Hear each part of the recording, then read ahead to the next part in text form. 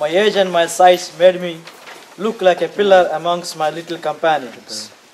I was anxious to get out of that situation.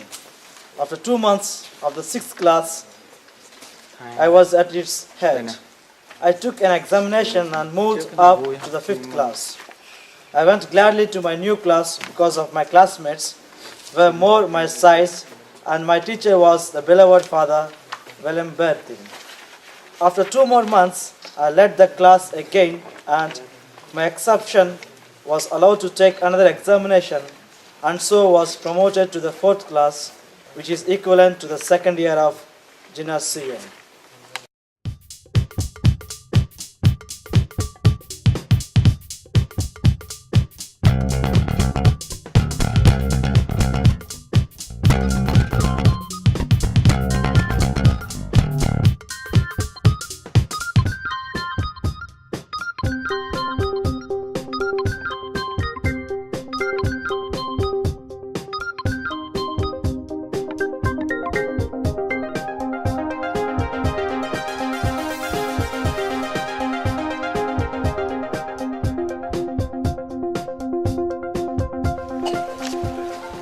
Having made up my mind to enter the seminary, I took the prescribed examination. I prepared carefully for that most important day because I was convinced that one's eternal salvation or eternal perdition ordinarily depends on the choice of a state in life. I asked my friends to pray for me. I made a novena, and on the feast of Saint Michael, October 1834, I approached the Holy Sacraments. Before the solemn high mass, Dr. Zinzano, the provost and vicar foreign of my region, blessed my cassock and tested me as a cleric. We could only receive Holy Communion, however, on Sundays and the special feast.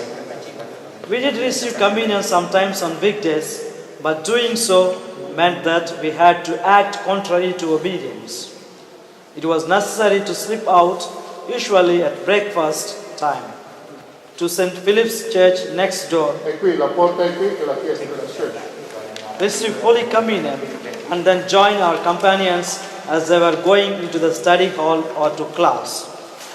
This infraction of the timetable was prohibited, but the superiors gave tacit consent to it since they knew it was going on, and sometimes observed it without saying anything to the contrary. In this way, I was able to receive Holy Communion much more frequently, and I can rightly say it was the most efficacious support of my vocation. This defect of piety was corrected when, through an order of Archbishop Castaldi, things were arranged so as to permit daily communion, provided one is prepared. This marvelous companion was my fortune. He could, as the occasion demanded, advise me, correct me, and cheer me up, but all with such charm and charity that I even welcomed his admonitions and looked for them.